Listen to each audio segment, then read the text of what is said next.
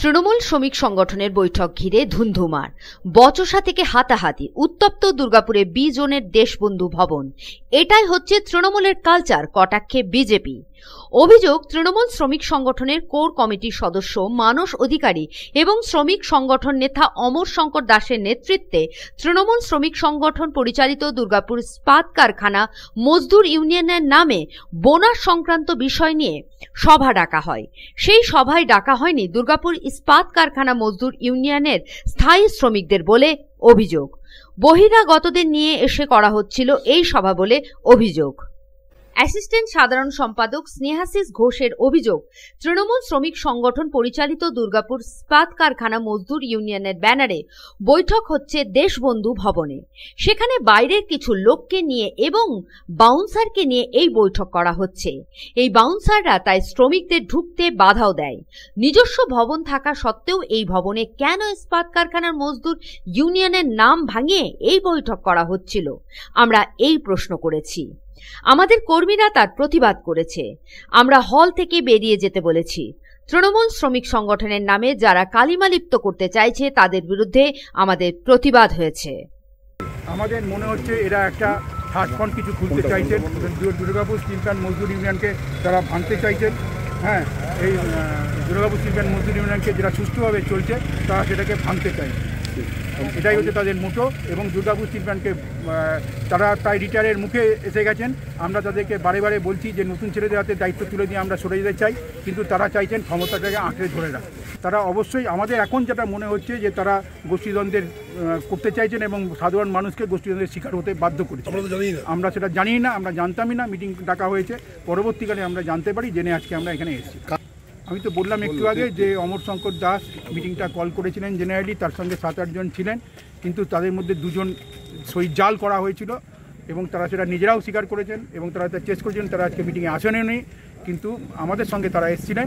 তারা পরিষ্কারভাবে এটা জানিয়েছিলেন যে তাদের সই কেন জাল করা হয়েছে, তারা এটাকে প্রশ্নটাকে করেছিলেন। এটা মিটিং আমি বানচাল করিনি বা আমাদের কেউ বলেনি। সাধারণ শ্রমিকরা যারা দুর্গাপুর স্টিল প্ল্যান্ট মজদুর ইউনিয়নের সদস্য তারা এসে প্রশ্ন করেছেন যে এটা মিটিংটা কেন হচ্ছে, কিসের জন্য হচ্ছে এবং মিটিং ডাকার অধিকারীটা অমর শঙ্কর দাসকে কে দিয়েছে।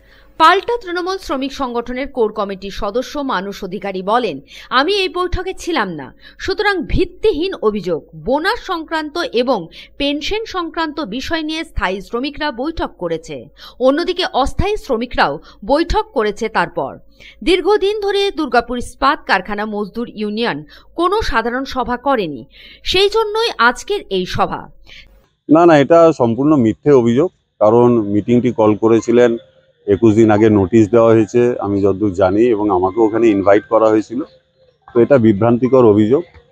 কারণ দীর্ঘদিন ইউনিয়নের কোনো কনফারেন্স হয়নি। দীর্ঘদিন ধরে আমাদের প্রেসিডেন্ট মারা গিয়েছিলেন, ডিএসটিএমইউ, তার জন্য সেই সভাপতি নিয়োগ হয়নি। এই অচল অবস্থায় এগুলো বিভ্রান্তি অভিযোগ। আমি যতদূর জানি ডেলিগেট কার্ডের ব্যবস্থা করা হয়েছে, তো তারা হয়তো পাননি, তার জন্য ক্ষুব্ধ হয়েছেন। তৃণমূলে কোনো গোষ্ঠীতন্ত্র নেই। আমাদের একজনই নেত্রী মমতা ব্যানার্জি এবং আমাদের সেনাপতি অভিষেক ব্যানার্জি। আমি তো ওখানে ছিলামই না, আমি দেখিনি কে গেছে কে না গেছে। অন্যদিকে জেলা বিজেপি নেতৃত্ব কটাক্ষ করে বলে, নিজেদের মধ্যেই দ্বন্দ্ব, ভাগবাটোয়ারা নিয়ে মাঝে মধ্যে ঝামেলা হয়ে থাকে। আজও চূড়ান্ত ঝামেলা হয়েছে নিজেদের সভাতেই। বাংলা থেকে তৃণমূল বিদায় হচ্ছে খুব তাড়াতাড়ি। দুর্গাপুর পূর্ব বিধানসভার দেশবন্ধু ভবনে দুর্গাপুর স্টিল প্ল্যান্টের স্থায়ী শ্রমিকদের ব্যানারের নিচে কন্ট্রাকচুয়াল কর্মীদের বোনাসের এগ্রিমেন্ট নিয়ে মিটিংয়ে বিশৃঙ্খলা। দুর্গাপুরে আপনার কোর কমিটি 12 জনের না চোর কমিটি আপনি ধরতেই পারবেন না। দুর্গাপুর স্টিল প্ল্যান্টের স্থায়ী শ্রমিকদের ব্যানারে অস্থায়ী শ্রমিকদের বোনাস নির্ধারণ হবে, তার মিটিং দেশবন্ধু ভবনে কেন হবে? কেন ম্যানেজমেন্টের সাথে বসে স্থির হবে না? এর কারণেই বোঝা যাচ্ছে কোর কমিটির নাম দিয়ে ঋতব্রত বন্দ্যোপাধ্যায়রা দুর্গাপুরে যাদের দায়িত্ব দিয়েছেন তারা আন্ডার দ্য টেবিল সেটেলমেন্ট চাইছে। তারা প্রকাশ্যে বোনাস নির্ধারণ করা হোক, এই ক্ষমতা সৎসাহস এদের নেই।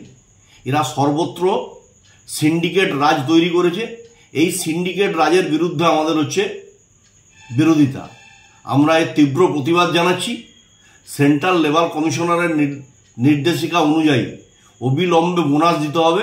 সেই বোনাসের দাবিতে বৃহত্তর আন্দোলনের সূচনা আমরা ভারতীয় জনতা পার্টি করব। এই তৃণমূল কংগ্রেসের সরকার একটা তোলামূল সরকারে পরিণত হয়েছে। এরা শ্রমিক স্বার্থ বিরোধী, শ্রমিক স্বার্থ পরিপন্থী এই সিদ্ধান্ত নিয়েই মানুষের কাজ করেন। এরা শ্রমিক স্বার্থে কাজ কেউ করেন না। দুর্গাপুর থেকে সাধন রোজের report, public Times. Mohan the family store. বাতাসে শিউলি ফুলের গন্ধ মানেই মায়ের আগমনী, পুজোর কেনাকাটা মানেই Mohan. Mohan the family store, Asansol, Raniganj.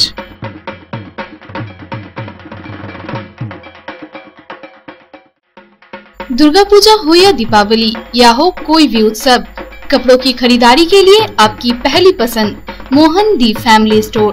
एक छत के नीचे फैमिली की संपूर्ण खरीदारी और ब्रांडेड कंपनियों के गारमेंट्स का नाम मोहन दी फैमिली स्टोर, आसनसोल, रानीगंज।